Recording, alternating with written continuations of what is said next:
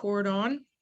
All right, so today we're going to go into the basics of cells. We're now out of atomic anatomy, thank goodness. And now we're looking at living things. Finally, we're looking at things that we can identify with. So yesterday I gave you just kind of a handshake, how do you do overview. So we know that cells are the basic functional units. All cells have very similar properties. They can work together, like with us. We are a very complex cellular being. And even though all of our cells are very similar in makeup, they're going to have a cell wall. They're going to regulate stuff going in and going out. But because their jobs are so much different, we're going to see some very different looking cells form following function. Some cells are going to be humongous and have to have multiple nuclei or multiple brains. Some cells don't have a nucleus at all. We don't have to have a nucleus to function. Now, those cells that don't have a nucleus have a singular purpose. For example, our red blood cells. Red blood cells are our little 18-wheeler tanker trucks, and they got one job: transport stuff around your body. We bind with oxygen, transport that, then we bind with carbon dioxide, we transport that, we transport glucose and nutrients and waste. But all they do, they're kind of I hate to say they're a stupid cell, but they are just autonomous. They do what they need to do. They don't have any other job. They don't have to think about it. It's a very mindless thing that they do. I don't need a brain. And in fact, it would really hurt us if those red blood cells did have a nucleus, because the more space the nucleus took up in the cells, the less space I would have to transport stuff. So that kind of is a nice example of how these cells ultimately do have very similar characteristics, but can be very, very different. We talked yesterday a little bit about the evolution of our cells, our prokaryotes, which was kind of the the historical pre-evolution cell. And these prokaryotes began to evolve into more and more complex cells. They began to develop more and more complex organelles, or tiny organs, and they started developing a nucleus. Now, it's not to say that our prokaryotes don't have DNA. They still have the instruction manual. It's just that they're so small and so one task driven that they don't need to have a nucleus. It wasn't until they started to evolve into a more complex cell that then we started seeing more complex DNA contained within that nucleus. And then something really kind of cool happened. So I know I was like, yesterday, I think I compared it to the movie Mean Girls, is where you have all these fully evolved eukaryotic cells, and they're all feeling pretty great about themselves, and look at us, how special we are, totally evolved, man. But then they realized, oh no, the more evolved we get, the more energy we need. And we don't have the ability to produce the energy that we need to do the job, this way more complex job that we used to do. And so they look over at a little prokaryote and they go, hey, we see that you're producing a whole bunch of energy over there. How'd you like to come on over here? And we will incorporate you and we will allow you to evolve with us. But you have to produce the energy that we need. And prokaryotic was like, hey, that sounds like a pretty sweet deal to me. And then that's what happened. At least that's theorized what happened. And here we can see the mitochondria, the powerhouse of the cell. And the mitochondria is what produces the energy. The more energy the cell needs, the more mitochondria they're going to have. The other really cool thing about these mitochondria is that they can move around the cell. They use this thing called the cytoskeleton, which is like a scaffolding. And they just like a bridge, and they look like giant slugs. And depending on areas, if we have areas of the cell that need more energy at a given time, all the mitochondria are going to migrate to just that area and then provide the cell the energy it needs. And so they can just migrate around. If we need even more energy, mitochondria can divide by fission and just make 2 mitochondria that are now fully producing energy. So it's really kind of neat how our pre-evolution and post-evolution cells kind of worked together in order to become more and more complex. I find that exciting. I find that kind of cool. So why are cells small? Well, relatively small. Cells are small because if they were very, very large, number one, we would not have the nuclei availability to govern what they do. Remember, the nuclei is kind of like the brain of the cell. It contains the instruction manual for how does this cell work.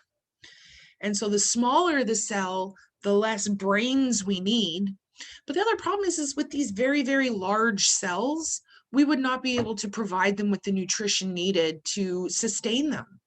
They would get too big and they would die. So that's why cells are relatively small. Now, I say relatively because obviously you have some cells that are very, very tiny, like your platelets, thrombocytes, some of the smallest cells in your body. But you also have things like neurons, which can be very, very large. You can have things like nephrons, which are kind of an in-between, but really complicated and complex. And so you have all of these different functional units that have their own jobs, but ultimately are governed by how much nutrition do they need and how many nuclei are they requiring to do the job that they do. So we have 3 primary structures that we're going to discuss. The cell membrane. The cell membrane, we also call it the plasma membrane. Now the cell membrane, the way that it's made up, it's kind of like your skin. Okay, we don't pay much attention to our skin until we don't have it anymore. Holy smokes. If you've ever had road rash, or you've ever done something where just, you haven't cut yourself, you're not going into the tissue, but you've just torn off that layer of skin, I can tell you that I would rather have a cut. If anyone's ever ridden a motorcycle or a bicycle and you fall off and you get road rash and you just are shaving off that layer of skin, oh, the tissue underneath is so painful because you have nerve endings now fully exposed. Well, the same thing here with our cell membrane. Just like our skin, its job is to protect the stuff on the inside of the cell, but its job is also to regulate stuff going in and out. I don't want all the stuff in my body just coming out. And I don't want everything in my environment having the ability to go in. I do want some stuff to come in and out. But so our cell membrane is going to, just like our skin, regulate and protect. It just separates the inside of the cell from the environment. Inside the cell, we have this stuff called cytoplasm. And this is just this jelly that everything floats around in. I think yesterday I was talking to you about the gross carrot jello. If you watch The Office, first episode, what does Jim do to Dwight? Puts everything in jello. He puts everything in jello. He suspends his stapler. He suspends the cup. He suspends everything in jello. The jello is like the cytoplasm, suspending everything inside of it and also helping to maintain shape, but not so rigid that the cell can't change shapes. And then finally, we have the nucleus, which is containing all of our genetic material. So here's the little picture that we talked about.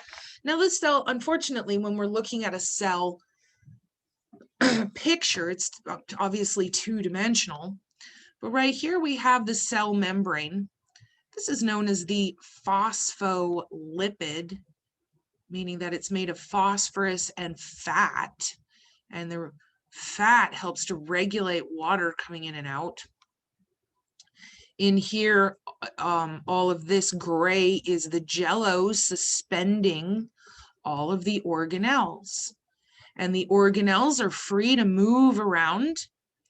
And this cytoplasm, along with the elasticity of the membrane, allows cells to change their shapes pretty dramatically, depending on their job. I mean, let's think about a reason why a cell would need to change its shape. Think of your muscle cell. Doesn't a muscle cell change its shape every single time you flex and relax? Mm-hmm.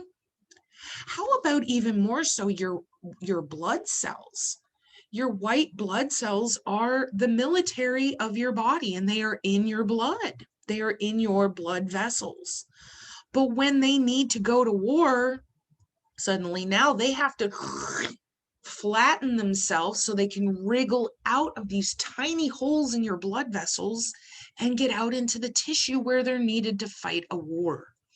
So all of this is to help our cells change shape, yet maintain the integrity. We don't want the cell splooshing out and dying every time it tries to change its shape.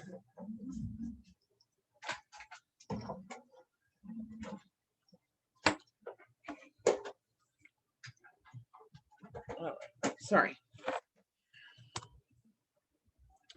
So I will be showing you a little video about the cell membrane. I have it linked to my Moodle. So if we have time, I'll show it. If not, you guys can just follow the link. It's a pretty great cell membrane. I'll try and find time to show it to you after I'm finished with this slide. So the cell membrane, we're just going to go through the three components of the cell. The cell membrane, as I said, is super flexible because we need the cells to be able to change shape. Even our skin cells, which are relatively rigid compared to other cells, but they need to change shape. They need to be able to stretch. Just like our skin, the cell membrane is capable of self-repair to a degree, just like our skin. Like if you, oh no, you cut yourself, your skin is going to self-repair. You're going to form a scab. The scab is going to cover the damaged tissue. Your body's going to lay down layers of new tissue. Scab falls off. You're healed. But if I take a sword and I cut you from stem to stern, that's an injury you're not coming back from. Same thing with our, well, that got violent. Same thing with our cells. They can repair damage to a degree, but if the damage becomes too great, then the cell may be sacrificed. So they're not just this omnipotent being that can withstand anything. Cells do die. They do die of injury, illness, and old age, just like us. In fact, I really like to compare the function and physiology of a cell to a human. You guys know I anthropomorphize everything. I compare everything to people. But in this case, it's really pretty true. The cell membrane, as I said, is going to be primarily phospholipid, so phosphorus and fats. But we have some other things that we're going to discuss that help to maintain the structure, allow for larger molecules to be able to move back and forth without damaging the membrane. We have things like cholesterol. I know we're often like, ooh, watch your cholesterol. Cholesterol is actually not a bad thing if you have the right kind, and it embeds itself in the cell membrane and helps to maintain structure. We have giant sugars. Carbohydrates are humongous. Sugar molecules are massive. And so what happens is these carbohydrates will wedge themselves, and they'll, number one, provide nutrition for the cell, but the other thing they'll do is, again, help to maintain structure.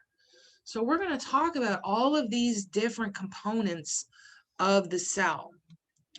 Now, when we're looking, let's see. When we're looking at the cell membrane, When I say that it is a bilayer, bi meaning two, so it's got two layers. And this is essentially what it looks like. We have a layer of heads on the outside. Here we have a layer of heads facing out of the layer. And on the inside, we have the tails. Now the heads are what we call hydrophilic. Fill meaning, I love it. I love water. Hydrophilic means they love water. But the tails, which end up, because of the way that they're lined up, do y'all see that the layer of tails is much, much wider than the layer of heads? The tails are hydrophobic. I'm sorry to interrupt. Yes. But is this a slide after cross section of animal cell? This is the slide after cell membrane. Okay, I just took it. Oh, can you go back to cell membrane? So Sure.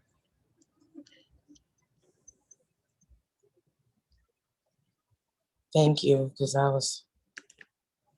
No got booted worries. out. So we have this very wide hydrophobic on the inside, relatively narrow in comparison, still bilayer, but hydrophilic. And this is by design. Hydrophobic repels water. So what that's going to do is it's going to help to keep the fluid on the inside of the cell. And it's going to prevent and regulate fluid from coming in and overhydrating the cell. Because water and fat don't mix. Water can't pass through fat. The way that I remember, in fact, I think I got this, if I'm not mistaken, I may have not stolen because I am giving credit. The little video that I'm about to show you, I've gone through, there's a couple of guys on YouTube that I really, really love. Obviously, Khan Academy is one. If you've never heard of Khan Academy, number one, where have you been your entire life? It's Khan Academy. But Khan Academy has free educational videos that explain a lot of concepts, literally anything you could ever want to learn. I also do Mr. Ford's class, Bozeman Academy, and Crash Course. Those are the four big ones that I use. And although they usually will just reiterate things I've said in class, sometimes it helps to see somebody drawing and to hear it explained in a slightly different manner. And that's why I really like these videos. This one, I believe, is Bozeman Academy. His name is Mr. Anderson. He's awesome. But he gives the analogy of the phospholipid bilayer like a herd of bison. And I don't know why, but this really resonated in my mind. A herd of bison, when they are being threatened, will form a circle with their heads facing out because they are loving a fight. They are looking for a fight. They are loving a fight. They are not running away from the fight. But all of the babies and all of the seniors are terrified. They are phobic of the fight, and they are all inside the circle being protected. That mental image for me personally worked really well, to remember that the heads, if you think about these being one layer of a herd of bison, and their heads are facing out, looking, loving a fight, hydrophilic. And the babies and the seniors are scared. They are inside at the tails, hydrophobic. So you can come up with whatever analogy, but for some reason that one really resonated. I can really see the buffalo philic facing out with the heads, phobic facing in with the tails.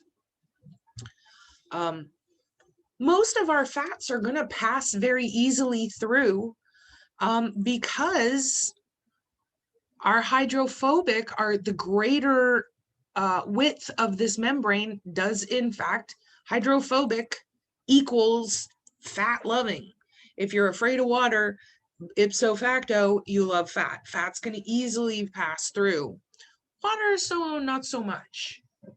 And then we have our cholesterol that kind of wedges itself in here and helps to stabilize. And this layer, I know in our two-dimensional drawings, we just draw a static circle, but the layer is moving and changing and reforming its shape. It's called the mosaic. And molecules are moving, and the phospholipid bilayer is expanding and allowing things in and out. And oh my goodness gracious, it's just like waves on a beach. And it's just constantly evolving and changing. And I find that really fascinating. So what I want to do is I'm going to do, oops, that's not what I want.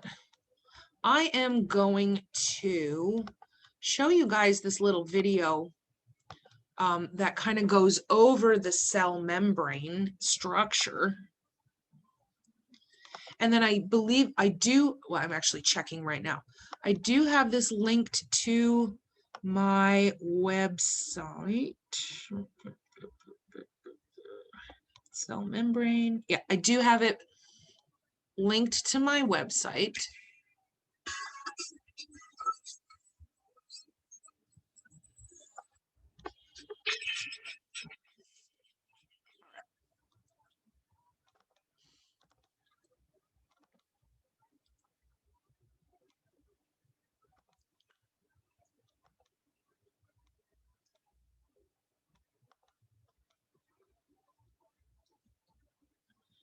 Share my sound.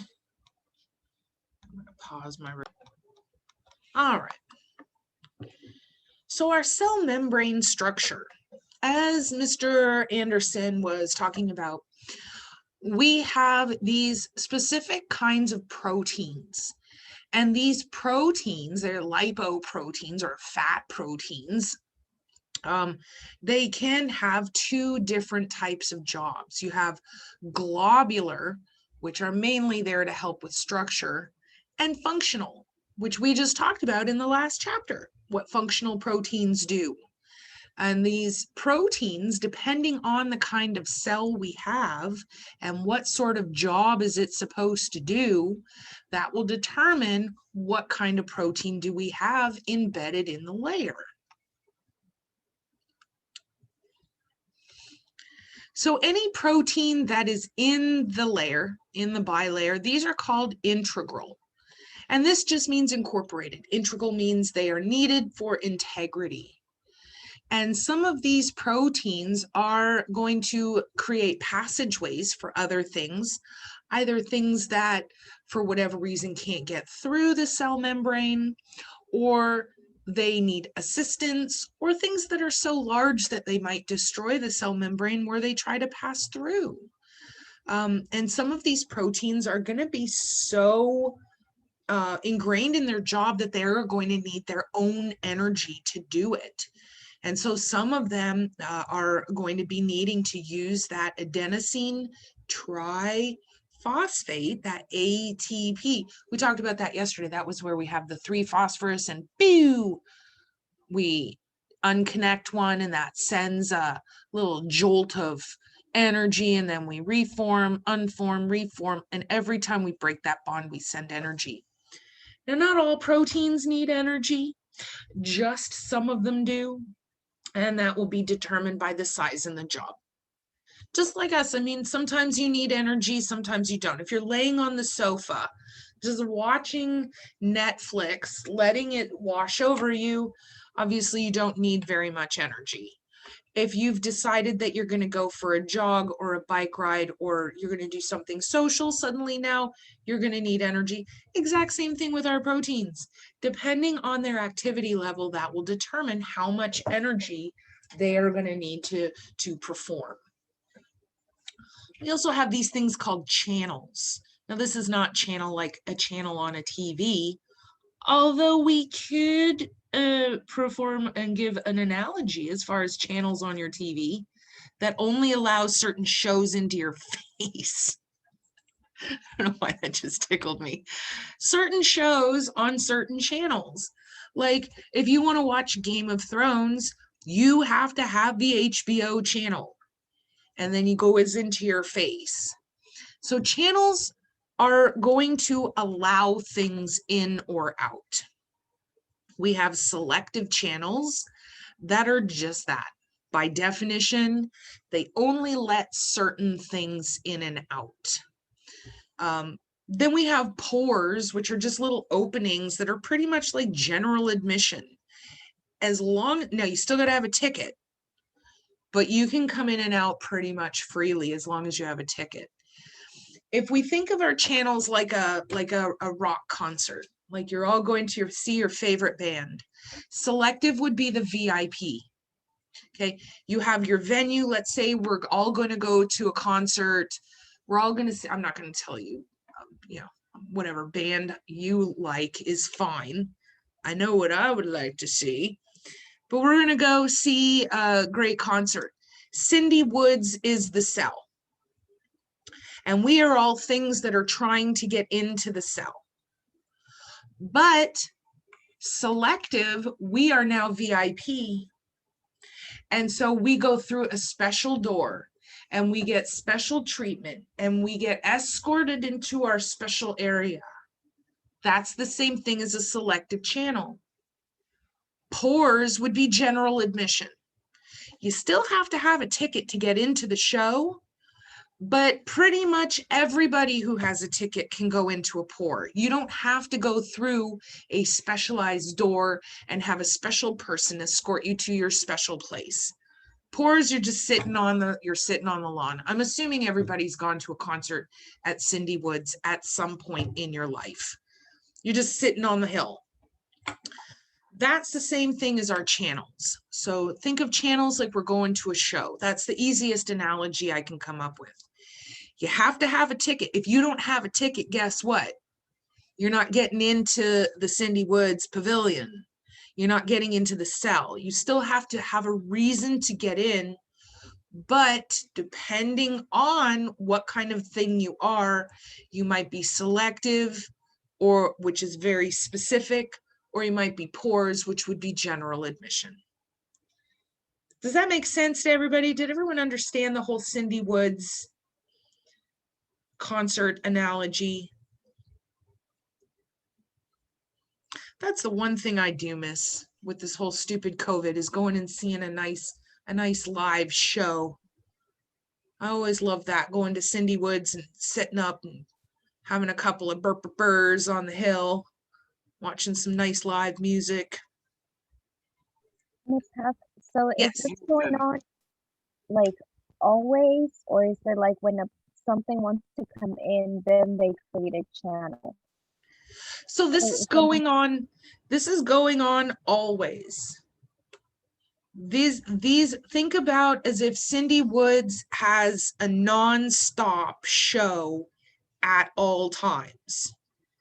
And there are things that are going to leave and things that are going to come in. You need a ticket, but the selective are going to be the VIPs, and it's a 24/7 show. And so let's say, Alondra, you are inside watching the show and you're like, I think I'm ready to leave now. And you can go, but you have to exit the same place that you entered. And then outside, somebody's waiting and they're like, okay, oh, yay, I can go in. And they're going to come in based on the ticket that they have. Does that make sense? Okay. So here we have our gate. Again, if I'm just going to continue to use the Cynthia Woods analogy, the phospholipid bilayer is the gate that keeps everything in or out. And then here we have our proteins. And as I said, we have our proteins that are specialized, and we have our pores that are general admission.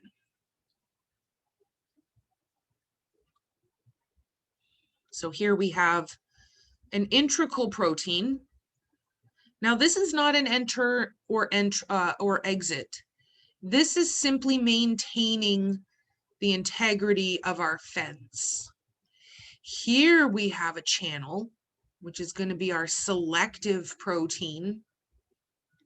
And then on this picture, we don't really have any pores, but a pore would just be another opening that is a little bit more open for everybody to come in and out.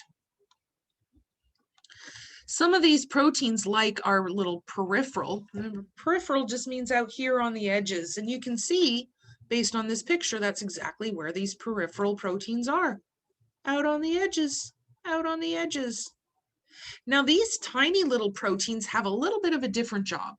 They're not there to keep anything in or out, like our integral proteins, which are supporting the fence of our lipid bilayer. We don't have an opening where stuff can come in and out. What these do is they help the cell change its shape. Because again, the cell is not a little hard, static thing. It's constantly moving and changing and having to move in and out of areas like blood, and tissue, and so these peripheral proteins can assist in changing that cell shape.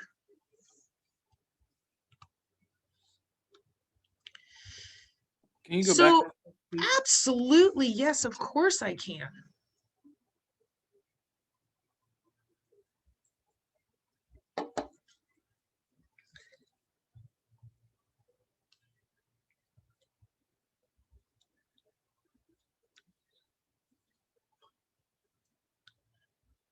Do I have any questions, comments? Am I going too fast, too slow?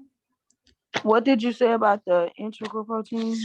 If I'm saying that correct. Integral proteins are there to help so let's compare integral to peripheral. Integral are there to help maintain the cell shape. Peripheral are there to help change the cell's shape. Are these both fluid mosaics? I'm confused at what a fluid mosaic is. I'm sorry. Oh, no, that's okay. All right. I'm going to stop share for a second. So let's talk about this fluid mosaic terminology. Obviously, we know fluid, but what the holy heck is a mosaic? Well, let me show you. When I was a little girl, my grandma had this weird cat picture in her bathroom. And this cat picture was made of small pieces of glass that were, it wasn't stained glass. It was just little pieces of broken glass that were all fit together like this. I'm making them too round, but they were all fit together like this. And ultimately, when you looked at these, I'm not really making a picture, but you'll get the idea. When I look at these together, all of these different shapes and sizes and colors, a picture forms. This is called a mosaic. A mosaic is something that is made of smaller and smaller pieces that gives you an ultimate view. So when I would look at this cat, you know, the first thing you would see is this black cat. And then when you look closer, you saw that the black cat was in fact made of smaller and smaller tiny pieces of glass. That's a mosaic. That's a mosaic. So it's something small that makes up a whole picture, basically. It essentially, yes. It is something small. So you could even compare it to the pieces of a puzzle. When you have the pieces of a puzzle, they're alone, they're not a whole lot, but when you put them together, suddenly now you see the whole picture. That's a mosaic. Something that gains its function and its structure from smaller and smaller pieces being fitted together. And it's called a fluid mosaic because it has the ability to kind of move and ebb and flow and change shape. So is the whole lipid bilayer considered a fluid mosaic? Oh my With goodness, absolutely. Because Heads, we tails, have integral protein, and yeah, so forth? because it's the fluid mosaic. Again, a mosaic is a big picture made of small things. Big picture, holy smokes, we haven't even touched the surface of what makes a cell. That's why I was saying when we're drawing our cell and we just do a circle and it just is one line in a circle, that holy smokes is not what your cell membranes are like at all. There are the proteins, and then we have the integral and the channels and the pores and the peripheral. We've got cholesterol. We've got sugars like glycogen and glucose. We have the phospholipid bilayer. All of these things, and that's just the skin. We haven't even started getting inside the cell yet. So all of these small structures make up the big picture, which is the cell membrane. Mosaic, fluid mosaic, because the cell membrane has the ability to ebb and flow and change based on its need.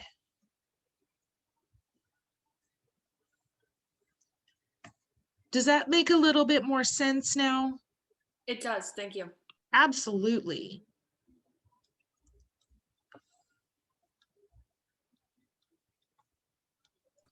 I also have a question, if that's okay. Yeah, absolutely. So the two proteins we just went over are both considered globular. Yes. Okay, and so is there another type of protein? Because I know like those would fall under globular. Would there be like a different name or something? I mean, we do have different categories of our protein. We have globular, we have functional, we have selective.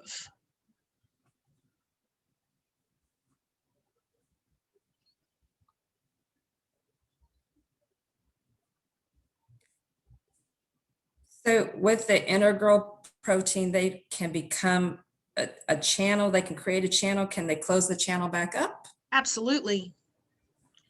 Just like a VIP. They can open it to allow people in, and then they can close it to keep people out while maintaining the structure of the fence. Okay.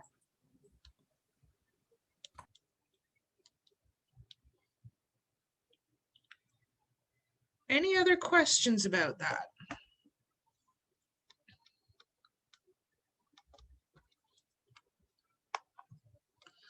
All right, so the last thing I'm just going to kind of touch upon, oops, what am I doing? I got too many things open here. I think I do have a question. Yes. So with the pores, it mentioned something about water molecules. So we had previously said that water doesn't really go through. Is that like molecules that have water in them are allowed in? So let me show you what I mean by that.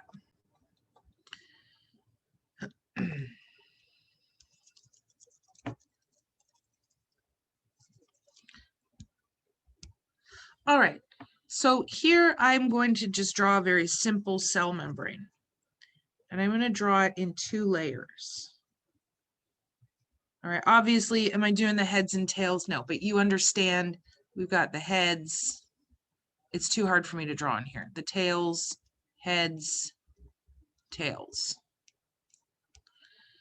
So what is happening is this whole inside area right here where the tails are, that is hydrophobic, meaning it repels water.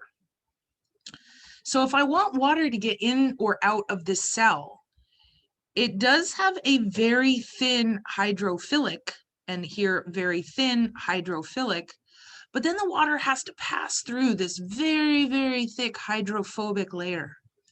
And the problem is that water and fat, because this is the lipid part of the phospholipid, water and fat don't mix.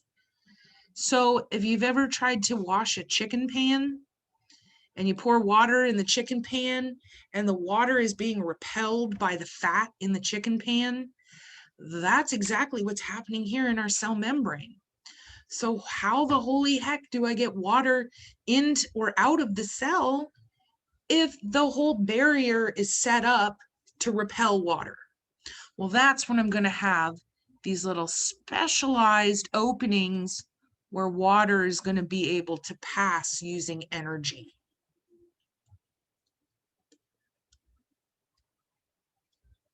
So that's kind of the whole point. Water is very regulated as far as coming in and out of the cell, because we don't want to under or overhydrate the cell. If we allow too much water in, the cell will explode. If we don't allow enough water in, it deflates.